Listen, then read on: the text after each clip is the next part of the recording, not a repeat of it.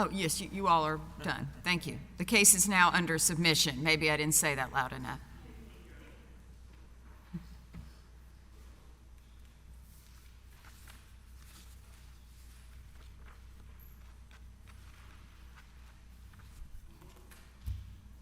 Last one.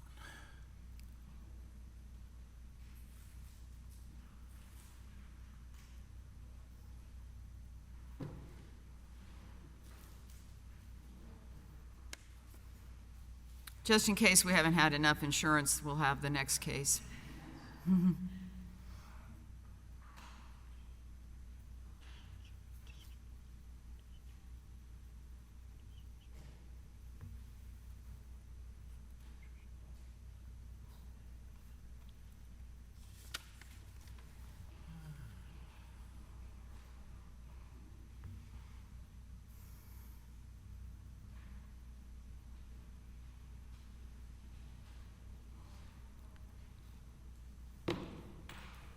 All right, and now we have our last case of oral argument on this panel for this week. Case number 23-30434, Patrician Management versus BXS Insurance. And we have Robert Tschirn for Patrician Management. You can correct my name. Go ahead. Robert Tschirn here on behalf of the Patrician Management and also Would you please come forward? We have to be able to hear you, and so you need the microphone. Good morning, Your Honor. Robert Tschirn, along with Robin Elliott, here on behalf of the plaintiffs' appellants, Patrician Management and New Orleans Navy Housing, LLC. Okay.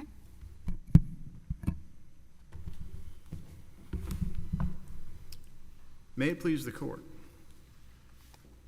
We're here today because the District Court granted a Rule 12b-6 motion to dismiss on the basis that appellants failed to allege sufficient facts to demonstrate a causal link between BXSI's actions and the $1.6 billion increase in the appellant's named storm deductible that was applied for Hurricane Ida.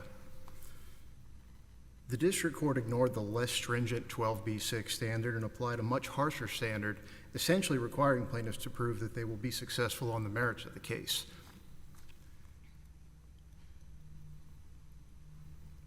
The named storm deductible for the plaintiff's Hurricane Ida claim was calculated based on the valuation that was performed as of the time of the loss, rather than the statement of values that was on file with the insurance company and which was procured in connection with obtaining the policy. The amount— I may have misunderstood, but I thought your opponent said the real problem, the reason why your numbers changed, was because the value of these properties went up, and that wasn't something that they assessed. Am I misreading that? So you're not misreading that. I think that is accurately— Okay, so what's your response to that? The response is this, Your Honor. We have to look at this with a frame of reference not only in a vacuum to Hurricane Ida and that claim and that deductible calculation, but also to Hurricane Zeta, which was also subject to a similar but not identical 3% named storm deductible. The deductible provisions in the policies that were in place for both Hurricane Zeta and Hurricane Ida were identical. The only difference was that for the deductible provisions in effect at the time of Hurricane Ida, there was also a per-building deductible endorsement that amended it by inserting one additional phrase. However, that one additional phrase did not change what the total insurable values was on which the 3% calculation was performed. So for the Hurricane Zeta claim, when the per-building deductible endorsement had not yet amended the deductible provisions, the total insurable values was determined using the statement of values that was submitted when the insurance policy was procured. Similarly, another statement of values was submitted when the Ida policy, if you want to call it that, was procured. That statement of values listed the total insurable values for the properties at $112,662,000 and change.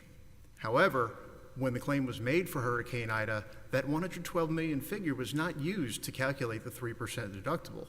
Instead, a new estimate was performed, or a new valuation was performed by the insurance company to find that the total value of the property at that point in time was $169 million and change. But am I right that both policies did say it should be valued at the time of loss? They did. They did. And they also said that the total insurable values, which... So if the only thing that changed in your consultation with the insurer was the per building endorsement, but that the injury to you has to do with whether or not the underwriter's valued pursuant to the policy. The injury to the appellants in this case is that the deductible provision in the 3% deductible calculation was applied differently from Between the two hurricane. storms. Yeah. But what if you two got a windfall in the first one? What if the valuation was just incorrect to your benefit, the underwriters? That's an answer we don't have at present, Your Honor. However, the presumption would be that if the insurers applied the deductible provisions for Zeta one way, that they would apply those same provisions to the extent they were still in effect, the same way for Hurricane Ida. The thing That's is, the crux of your claim. that is the crux of it.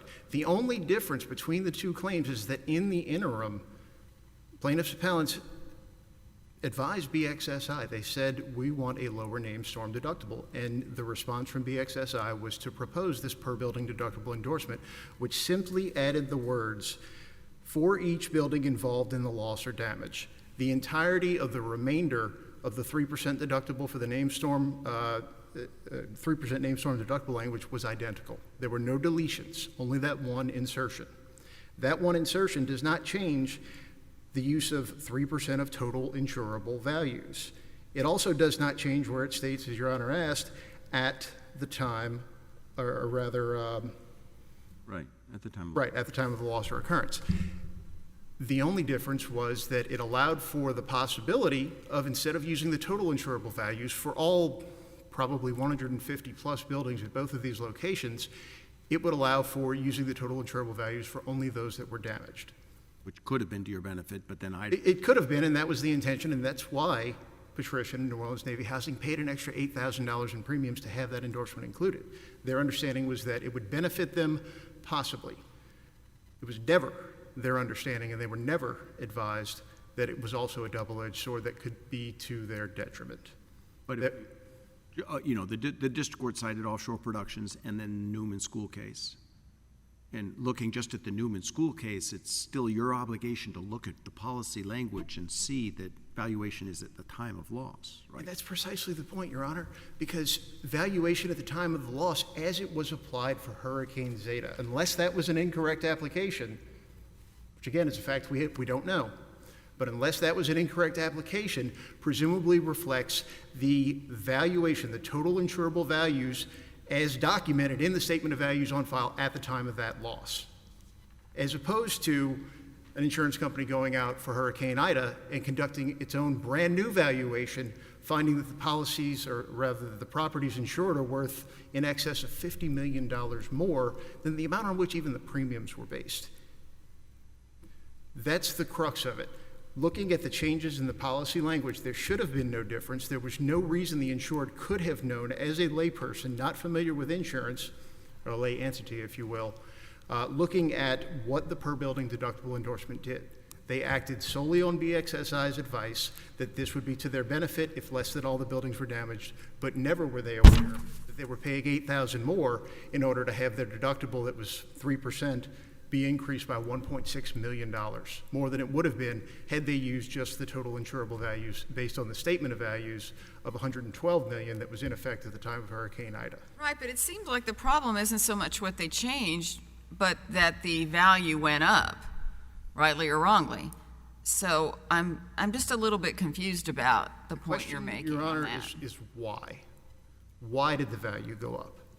How did that one change? Because that's the only change. That doesn't seem to be your case. Your case is they didn't tell us, la, la, la. That's different from they are committing fraud on us by this increase of the value. To be clear, Your Honor, it was plaintiffs or appellants do not allege that BXSI is committing fraud.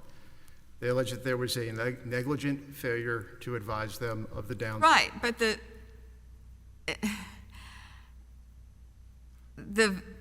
the issue was, if we have just one building harmed, then that's what we want to do. We want a better deal. And you got that better deal. The problem was that this was, again, a hurricane that covered all of the buildings, so you didn't get that benefit. But I'm just struggling with, okay, what were they supposed to say? That values can go up? That's already well known. I mean, we all know this building might be valued at X today and X plus or X minus tomorrow. I mean, that's not anything new, that concept. Well, the concept of values going up was not lost on the appellants at the time when they procured that policy, in effect, at the time of Ida. In fact, they knew that the total insurable values figure, the statement of values figure, went up from $107 million to $112 million from the 2020-2021 policy to the one for the subsequent period during Hurricane Ida. They knew that there was an increase in what was deemed to be the total insurable values for the properties, and they were okay with that. They understood that if there was damage to all of them, that would be the total insurable values figure, but it wasn't. And there was nothing in the per building deductible endorsement, or if you read it in concert with the other deductible provisions in the policy, that should have led them to be able to discern that themselves, and nor were they advised of that downside risk, that double-edged sword component of the per building deductible endorsement that could possibly have allowed for this $50 million increase in the total insurable values and adding another $1.6 million to their named storm deductible. Just quickly, what does the record reflect the relationship is between BXS and the underwriter that did the valuation? The relationship between the two is merely that BXS was the agent that placed the policy. The underwriters acted, I guess, on their own volition in performing the valuation and in applying the deductible provisions under the Ida policy. Again, maybe I'm wrong, but if that is it, the underwriters are the one that came to the valuation number that you think is just astronomically high. But you're acknowledging it is a valuation by an underwriter at the time of loss. You just Absolutely. Absolutely, Your Honor. And in performing that valuation, there's evidence in the record to show that the underwriters relied on the amended language in the deductible provisions of the policy. Okay, that's important. So just describe to me what the record says, how their valuation was influenced by the per building only language change. What does the record say, the underwriter, how did they use that, other than it's not one building, it's all of them? In essence, there are communications back and forth with the underwriters, and one specific letter which states that the 3% named storm deductible for Hurricane Ida was calculated based on the named storm deductible provision as amended by the per building deductible endorsement, and on that basis they performed the valuation and then calculated the 3% deductible at $5 million plus instead of at $3.3 million.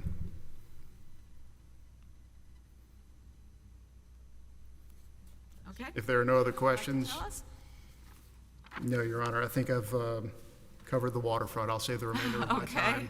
time. Let me just formally conclude. I apologize. So, in conclusion, what we ask of this court is this. We ask that the court reverse the lower court's ruling and remand this case for further proceedings in recognition of the heightened standard under offshore being applicable to this matter. In the alternative, we ask that the court reverse the lower court's ruling and remand it and give an allowance for plaintiffs' appellants to amend their petition to further illuminate the basis on which they did sufficiently amend or assert the claims that's at stake here in this matter. Thank you. Okay, thank you. And I'll save the remainder of my time for Yes, you rebuttal. saved some time for rebuttal. Thank you. And we'll now hear from Alex Rothenberg. Yes, Your Honor. Good morning, and may it please the court. Alex Rothenberg on behalf of the appellee BXS Insurance. An insurer's valuation of properties post-issuance of a policy and the effect it may have on a deductible does not create liability for an agent like BXS. Plaintiffs want to employ hindsight and hold insurance agents liable for not being able to predict the future and providing customers insurance options.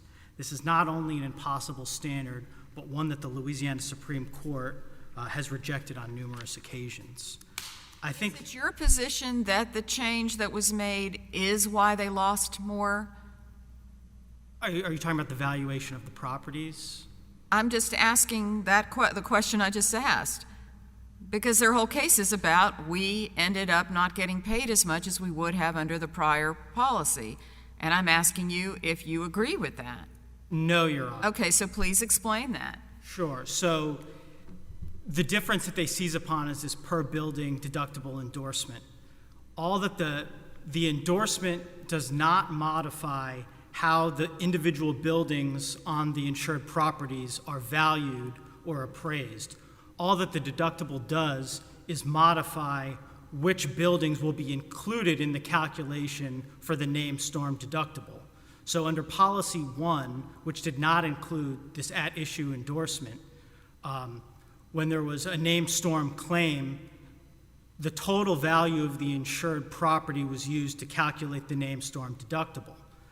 The endorsement says now only the buildings that are damaged will be used in that named storm deductible calculation. So if you have 10 buildings and only 2 are damaged, your deductible is based upon the value at the time of the loss of So it would have been better if only a few buildings had been damaged, but then since they all were, it didn't change that, is what you're Correct. saying.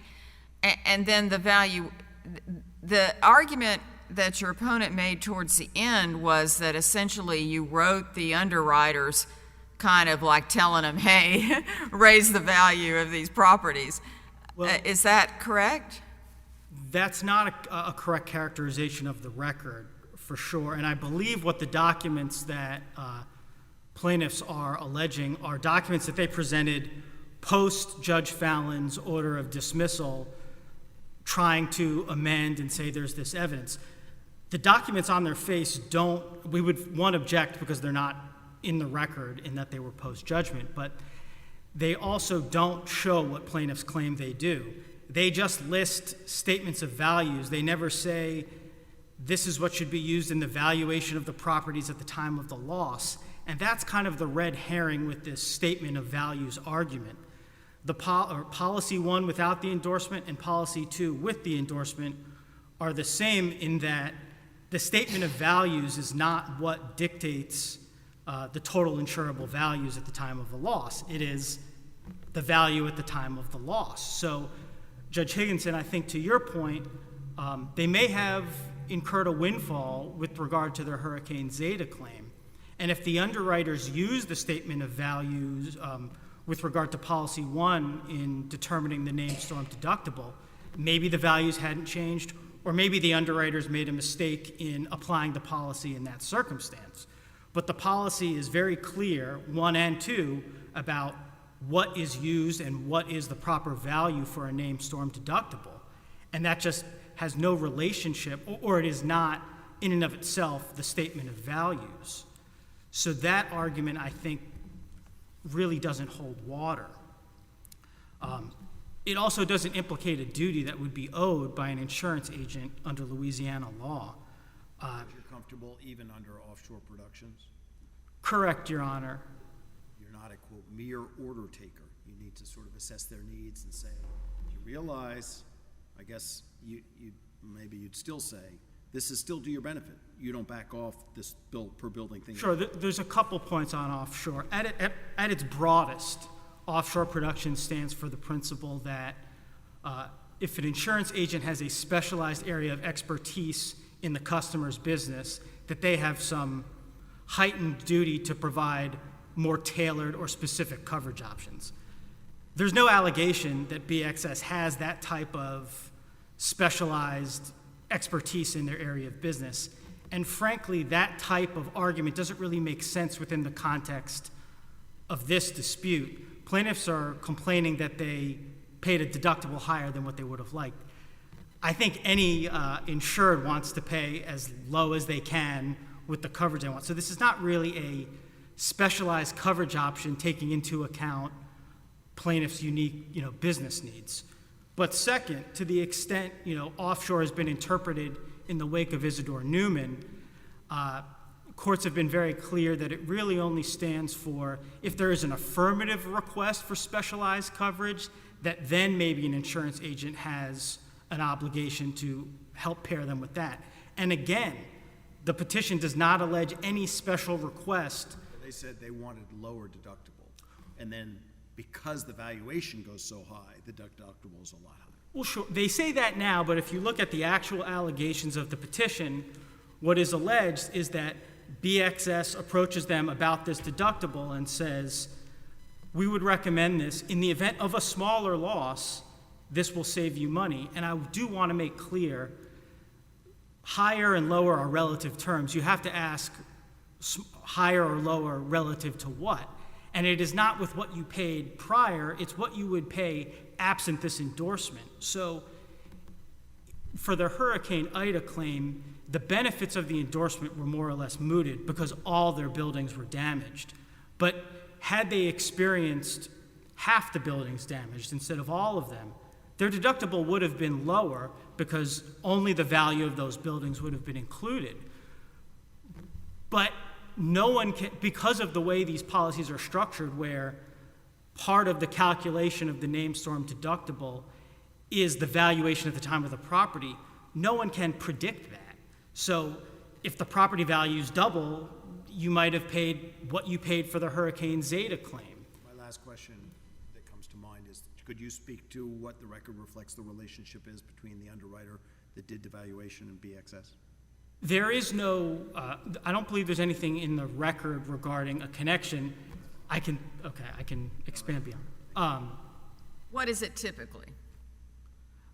In this instance, they're separate. There's no connection necessarily between an agent and an insurer. Is there any indication in their pleading that there is a connection? No, Your Honor, and I believe, as counsel for appellant said here, that there's no allegation of fraud or malfeasance, so I don't believe that's an issue in this case. But just more thematically, and I think that gets to the core of this, what plaintiffs are really, insurance is a hedge of sorts. It's an attempt to manage risk and mitigate that, but ultimately that's a business decision, and no one, not the customer, the insurance agent, or the insurer can predict what coverage with hindsight would be the most beneficial. You can pay an increased premium on a policy to get a lower deductible, but then if you don't have claims within that year, with hindsight, it might have been more beneficial to opt for a lower policy. You can have a policy with a lower premium and a higher deductible, and then you might have a ton of claims, and in hindsight, the opposite would have been true. This endorsement is no different. They paid, with the hope that if we have a smaller loss, that we're not going to be stuck with a deductible that's based upon the entirety, the total insurable values. But there's certainly awareness in New Orleans that you can have all your buildings damaged. Certainly, but there's really no damage from that. And a point we make in our briefing, and I'll reiterate today, they're no worse off because of the endorsement, absent, I guess, the cost of the endorsement. But their deductible, if Policy 2 did not have the per building deductible endorsement, their named storm deductible would have been the same, because once again, the underwriters would have used the total insurable values of the properties at the time of the loss, and because all buildings were damaged, that would have been the same. Again, if there is an issue with how the underwriters valued or appraised those properties, that's an issue to take up with the underwriters. It's not an issue that creates liability for an insurance agent. All right, anything else you want to tell us? Yes, Your Honor. I'll just make clear that the duty aspect of this has been reiterated numerous times by Isidore Newman, by this court recently in Coleman E. Adler and Sons. I've addressed offshore, and while I think it's distinguishable, I don't think it imposes a heightened duty here.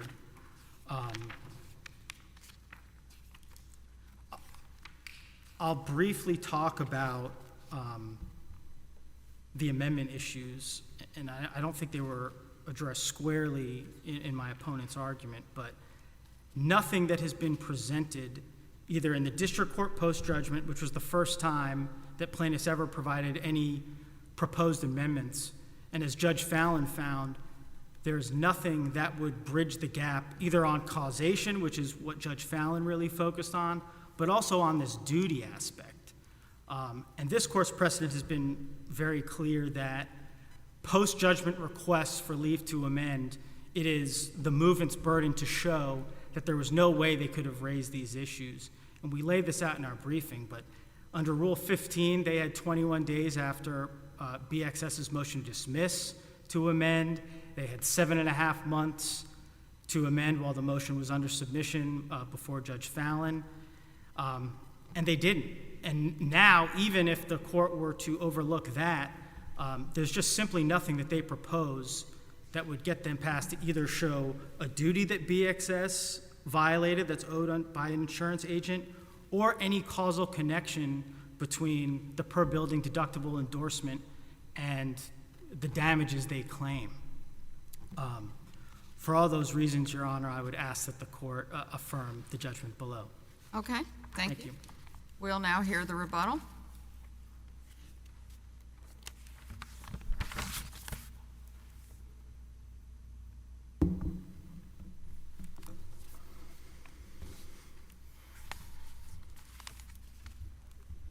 Your Honors, this isn't a case or a claim about a gripe over a high deductible on an insurance policy. That's a fact of life in Southeast Louisiana.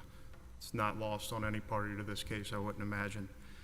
This is a case about a claim or a complaint about an increased insurance deductible over and above what it would otherwise have been, despite never having been advised of that by the insurance agent.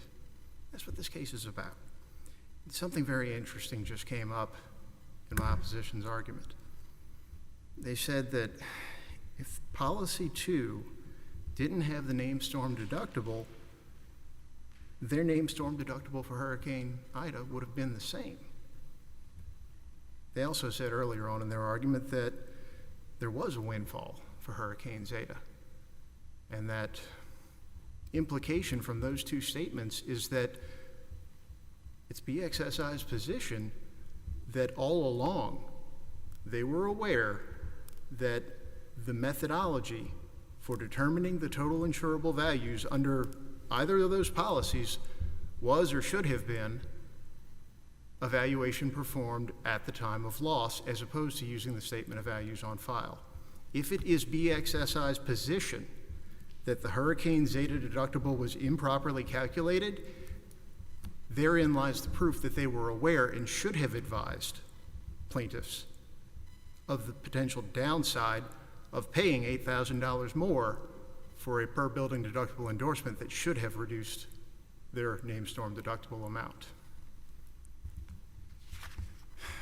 Beyond that, I would also like to address simply the fact that under the offshore case, or rather under the offshore case, BXS had a fiduciary duty to plaintiffs to inform them of the impacts of that per building deductible endorsement. Under the Newman case, the agents have an affirmative duty to give the insured advice regarding aspects of the policies that are not within the knowledge generally held by a layperson. All things I alluded to in my direct argument, but the fact of the matter is, on top of the position we just heard from opposing counsel, they were clearly aware and should have advised the layperson, the appellants in this matter, of the potential of the downside calculation of the per building deductible endorsement based on an on-the-spot valuation as opposed to the statement of values valuation. BXS was aware of the nature of plaintiff's business. They were the same agent the plaintiffs had at the time when they procured the Zeta policy and when the Zeta claim was made, and they were aware of the concerns that arose from the high per building deductible, or rather non-per building deductible, 3% named storm deductible for Hurricane Zeta, and that was the basis on which plaintiffs requested and on which BXSI made a recommendation to get the per building deductible endorsement, and all of this just goes to show that the heightened standard under offshore does in fact apply in this matter. On top of this, with respect to amending plaintiff's petition, agreed. We did not amend the petition after the motion to dismiss was filed. From our vantage point, doing so would have been futile at that point. However, it was our understanding and expectation under the law that we would be permitted that opportunity to amend before the matter was dismissed, and that was an opportunity that was never provided to us. And under Smith v. BP Exploration, Eastern District of Louisiana, 2023, it's well-established law, a court should generally allow plaintiff an opportunity to amend before dismissing an action for failure to state a claim under 12b-6. And the amendment would be what? What would you add? In the amendment, we would just, truthfully, Your Honor, more clearly set forth that because of BXSI's knowledge of plaintiff's concerns and requests for a lower name storm deductible, they then had a duty to plaintiffs under offshore to make a recommendation in line with that and provide all related information connected to that recommendation, and that being the per building deductible endorsement is a double-edged sword, which was never done. That's the causal link that I think would be most helpful to further set forth the claims and clarify things for the district court to the extent it's not already clear, which appellants respectfully submit is in fact the case. Okay. In paragraphs 10 and 11 of their original petition, record and appeal on, I believe it's page 11. Okay. Thank you for your rebuttal and all your arguments, both sides. Your case is under submission, and this concludes